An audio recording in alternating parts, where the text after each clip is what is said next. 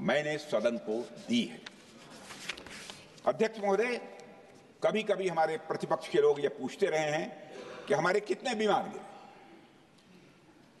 मुझे लगता है उनका यह प्रश्न हमारी राष्ट्रीय जनभावनाओं का सही से प्रतिनिधित्व नहीं कर रहा है। मुझे लगता है उन्होंने एक बार भी हमसे यह नहीं पूछा कि हमारी सेनाओं ने दुश्मन के कितने विमान मार गिराए।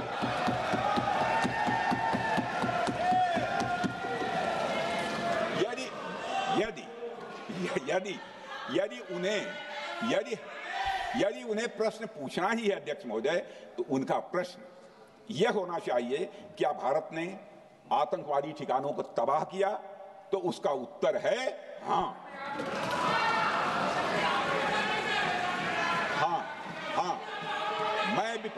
मैं विपक्ष के सम्मानित साथियों से कहना चाहता हूं कि आपको प्रश्न पूछना है तो यह प्रश्न पूछिए, क्या ऑपरेशन सिंदूर सफल रहा? तो उसका उत्तर है हाँ।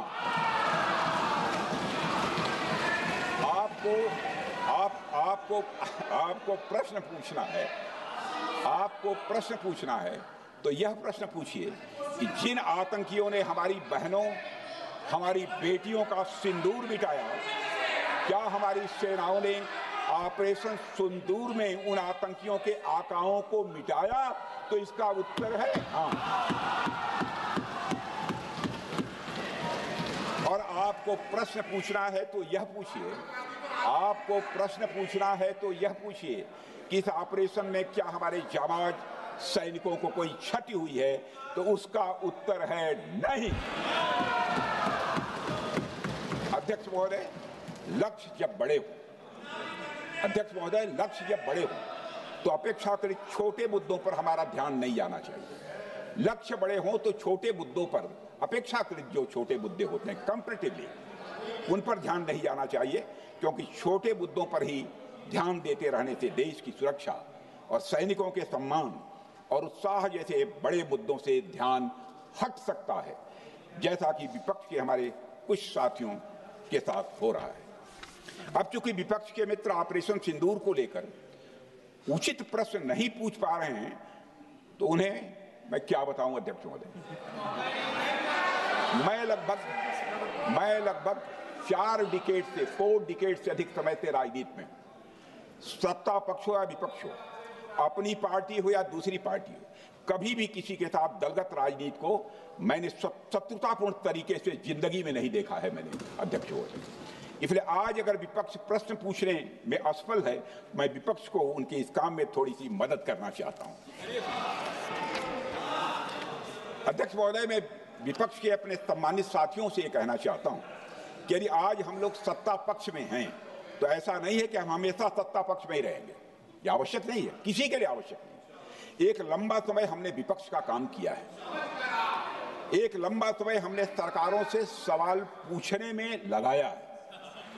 जनता ने जब हमें विपक्ष में रहने का दायित्व सौंपा था, तो हमने विपक्ष में रहकर विपक्ष की भूमिका को बड़े ही सकारात्मक तरीके से निभाया भी।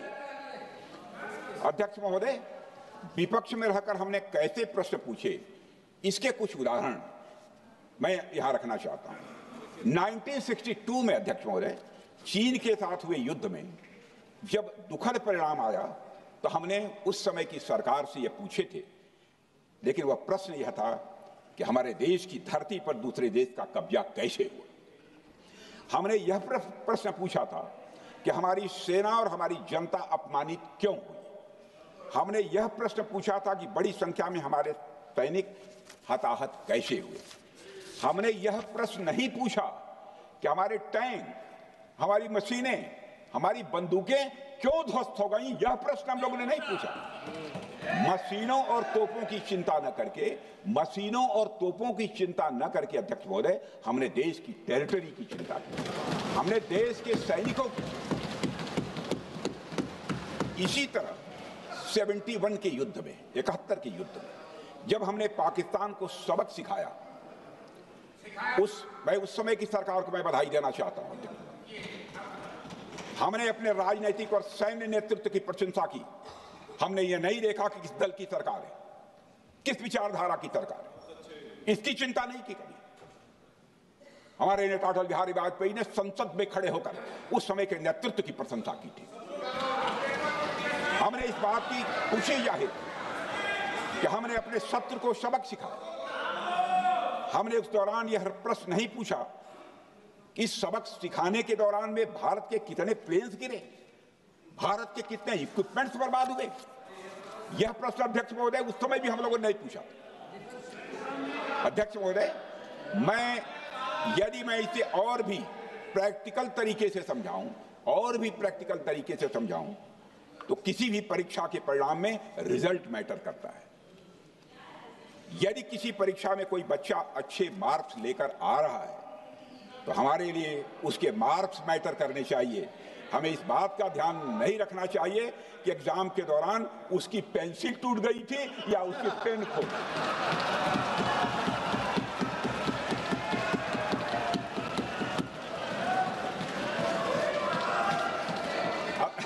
अध्यक्ष महोदय, अल्टीमेटली रिजल्ट मैटर करता है और रिजल्ट यह है, अध्यक्ष महोदय, अल्टीमेटली रिजल्ट मैटर करता है और रिजल्ट यह है अध्यक्ष महोदय कि ऑपरेशन सिंदूर के दौरान हमारी सेनाओं ने जो लक्ष्य निर्धारित किया था उन लक्ष्यों को पूर्ण रूप से प्राप्त करने में हमने कामयाबी हासिल की। अध्यक्ष महोदय, भारत हमेशा से पाकिस्तान सहित अपने पड़ोसी देशों से मित्रता और सौहार्द सहयोगपूर्ण संबंध का सदैव इच्छुक रहा है। इसके लिए भारत की सभी सरकारों ने ईमानदारी से प्रयास भी किए हैं।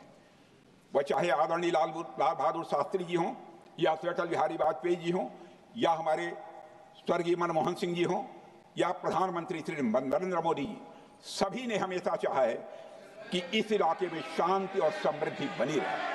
सभी ने यह चाहा। अध्यक्ष महोदय, यह बात हमारी सिविलाइजेशनल वैल्यूज के साथ मेल खाती है, इसलिए ऐसा हुआ। अध्यक्ष महोदय, पूरा विश्व जानता है कि पूर्व प्रधानमंत्री से अटल बिहारी वाजपेयी जी ने शांति का संदेश लेकर 1999 में लाहौर बस यात्रा की थी। वह सिर्फ एक यात्रा नहीं थी, वह यात्रा भारत की संस्कृति और शांति की प्रतीक थी। यह हमारे भारत की प्रकृति थी।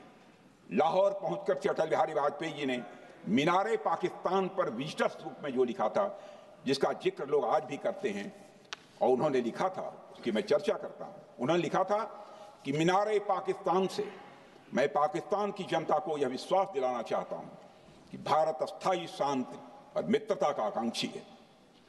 मैंने पहले भी कहा है और फिर भी कहता हूं, एक स्थिर और समृद्ध पाकिस्तान भारत के हित में है, इसमें कोई संदेह नहीं होना चाहिए।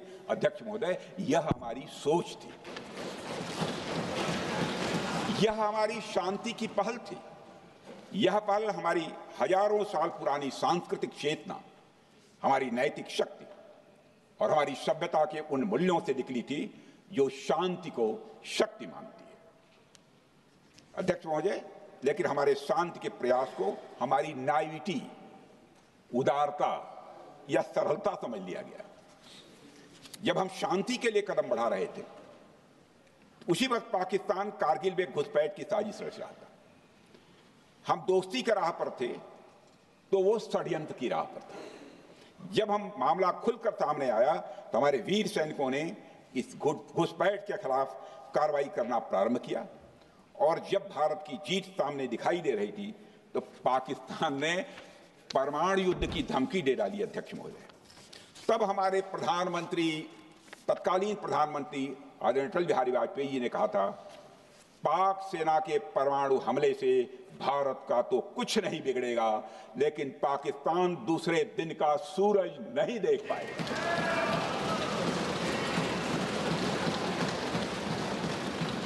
यानी अटल जी जो शांति का पैगाम लेकर गए, वही अटल जी शक्ति का भी परिचय देने में तनिक भी नहीं हिचके। यही है भारत। अध्यक्ष महोदय, यह सामर्थ्य का उद्घोष था। यह एक स्पष्ट संदेश था कि भारत शांति चाहता है, लेकिन अगर कोई हमारी संप्रभुता को चुनौती देगा तो उसका जवाब भी उतनी ही दृढ़ता से दिया जाएगा। अध्यक्ष महोदय, 2015 में जब हमारे प्रधानमंत्री मोदी जी ने लाहौर जाकर नवाज शरीफ से मुलाकात की तो भारत ने फिर से दोस्ती का हाथ बढ़ाया। भारत ने फिर से दोस्ती का हाथ बढ़ाया। अध्यक्ष महोदय, हम वाकई में शांति की राह पर चलना चाहते थे, क्योंकि हमारी मूल प्रकृति बुद्ध की है, युद्ध की नहीं है। हमारी सरकार ने भी पाकिस्तान के साथ शांति स्थापित करने के अनेक प्रयत्न किए हैं, लेकिन बाद में हमने 2016 में सर्जिकल स्ट्राइक से, 2019 में बालाकोट में एयर स्ट्राइक से और 2025 के ऑपरेशन सिंदूर से हमने शांति स्थापित करने का दूसरा रास्ता अपनाया है। अध्यक्ष महोदय, अब हमारे प्रधानमंत्री श्री नरेंद्र मोदी जी और हमारी सरकार का स्टैंड बिल्कुल क्लियर है कि टेररिज्म और टॉक्स ये दोनों साथ नहीं चल सकते, क्योंकि सभ्य मुल्कों के बीच बातचीत होती है। अध्यक्ष महोदय, लोकतांत्रिक देशों में बातचीत होती है, पर एक ऐसा देश जिसके वजूद में लोकतंत्र का एक कतरा भी न हो और सिर्फ रिलीजियस फैनेटिसिज्म, टेररिज्म और हेट्रेड अगेंस्ट इंडिया हो, उसके साथ संवाद किसी भी सूरत में नहीं किया जा सकता, क्योंकि टेररिज्म की भाषा जो अध्यक्ष महोदय होती है वह खून, डर और नफरत है, संवाद नहीं। गोलियों की आवाज में संवाद की आवाज दब जाती है। जहां खून बहता है वहां बातचीत की गुंजाइश अध्यक्ष महोदय नहीं बचती है। अध्यक्ष महोदय, पाकिस्तान की वर्तमान स्थिति अब जग जाहिर है। जिस देश ने आतंक को अपनी विदेश नीति का औजार बना लिया, वह अंततः अपने ही जाल में फंस जाता है। पाकिस्तान की नीति और चरित्र को लेकर कोई भ्रम नहीं रहना चाहिए।